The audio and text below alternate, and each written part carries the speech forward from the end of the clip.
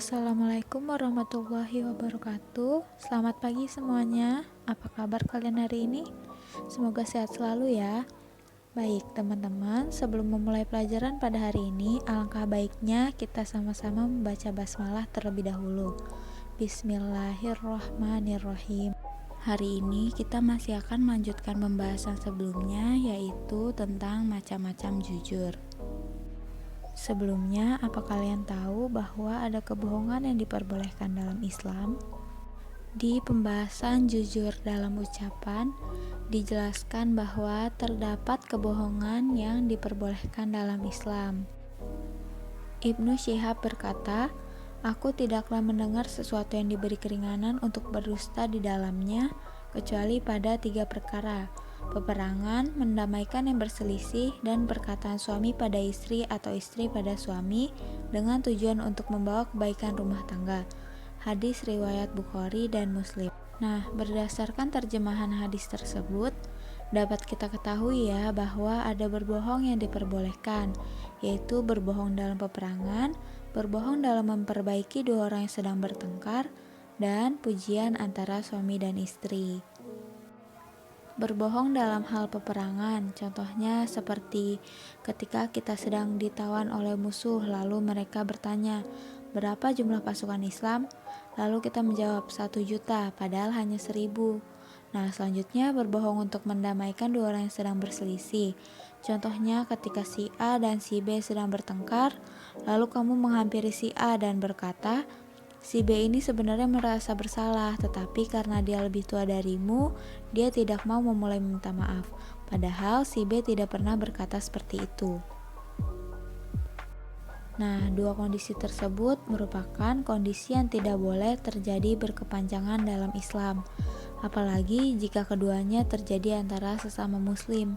Maka sebaiknya sebagai strategi kita pilih kebohongan yang mendekati kejujuran. Selanjutnya, pujian antara suami dan istri. Contohnya seperti misalkan seorang suami yang pulang kerja dalam keadaan sembraut dan badannya bau kecut akibat keringat. Sebaiknya sebagai istri jangan berkata, "Jauh-jauh badan kamu bau," karena hal tersebut akan menyinggung suaminya.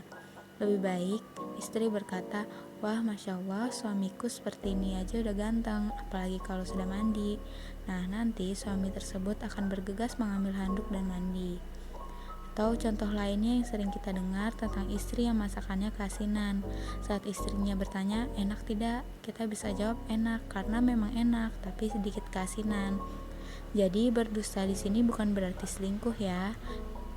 Karena Al-Hafiz Ibnu Hajar dalam kitab Fathul Bari menyatakan, ulama sepakat bahwa yang dimaksud bohong antara suami dan istri adalah bohong yang tidak menggugurkan kewajiban atau mengambil sesuatu yang bukan haknya. Namun, ada baiknya untuk tidak sering-sering berbohong atau gombal terhadap pasangan, karena bagaimanapun juga kejujuran merupakan aspek yang sangat penting dalam pernikahan.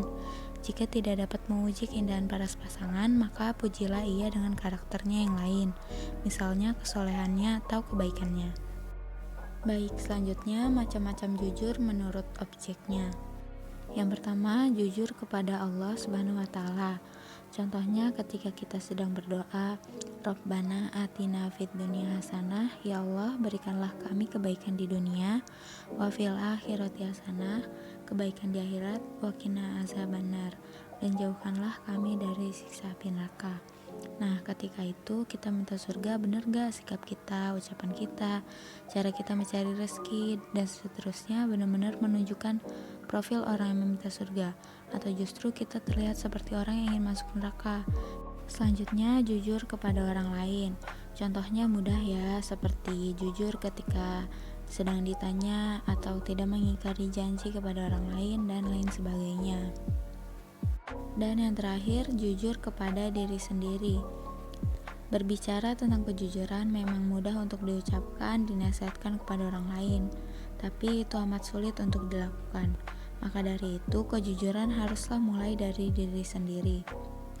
Jujur kepada diri sendiri disebut juga keputusan. Kita harus yakin dengan keputusan yang kita ambil. Contoh kecilnya ketika kita sedang memilih PTN mana yang akan kita ambil, pilihlah sesuai dengan apa yang kita mau dan sesuai dengan kemampuan kita. Berani tampil apa adanya juga merupakan salah satu bentuk jujur kepada diri sendiri. Baik, sekian penyampaian materi dari saya. Semoga materi yang saya sampaikan dapat diterima dengan baik dan dapat bermanfaat. Kurang lebihnya mohon maaf. Wassalamualaikum warahmatullahi wabarakatuh.